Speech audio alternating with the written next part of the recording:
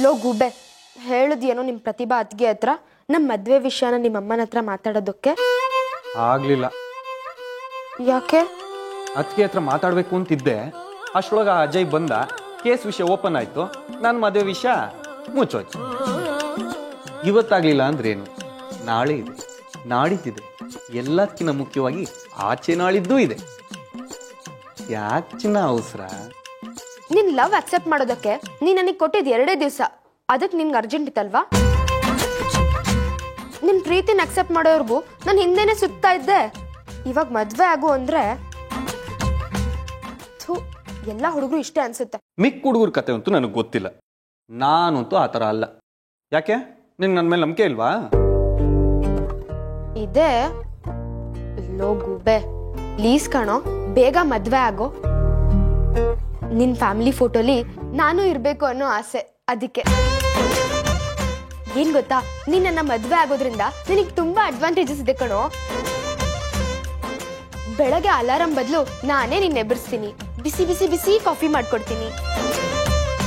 ನೀನ್ ಸ್ನಾನಕ್ಕೆ ಹೋಗೋವಾಗ ನಿನ್ ಟವಲ್ ತಂದು ಕೊಡ್ತೀನಿ. ನೀನ್ ಕೆಲ್ಸಕ್ಕೆ ಹೋಗೋವಾಗ ನಿಂಗೆ ಬಿಸಿ ಬಿಸಿ ಲಂಚ್ ಬಾಕ್ಸ್ ರೆಡಿ ಮಾಡಿ ಇಡ್ತೀನಿ.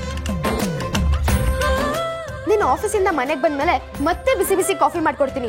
ಆಮೇಲೆ ರಾತ್ರಿಗೆ ನಮಸ್ಕಾರ, ನನ್ನ ಹೆಸರು ಮೀರಾ ಅಂತ. ಪಂಕಜ ಅವರು ನಮ್ಮನ್ನ ಕಳಿಸ್ಕೊಟ್ಟಿದ್ದಾರೆ.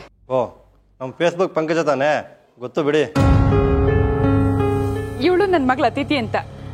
ದುಡ್ಡು ಬೇಕಾಗಿರೋದು ಇವಳಿಗೇನೆ. ಎಷ್ಟು?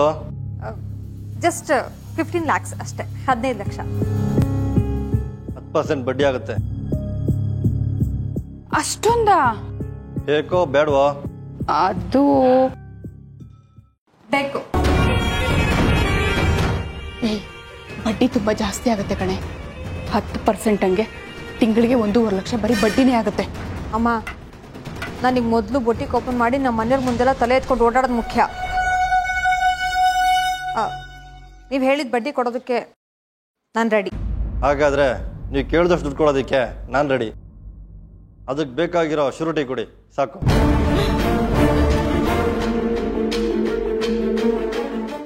ಶ್ಯೂರಿಟಿನಾ? ಏನು ಶ್ಯೂರಿಟಿ ಇಲ್ದರೆ ಕೊಡೋದಕ್ಕೆ ನಾನೇನು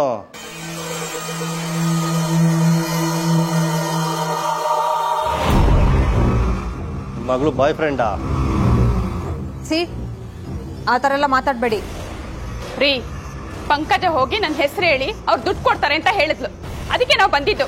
ಪಂಕಜ ಹೆಸರು ನಿಮ್ಮ ಅನುಕೂಲಕ್ಕೆ, ಶ್ಯೂರಿಟಿ ನನ್ನ ಅನುಕೂಲಕ್ಕೆ.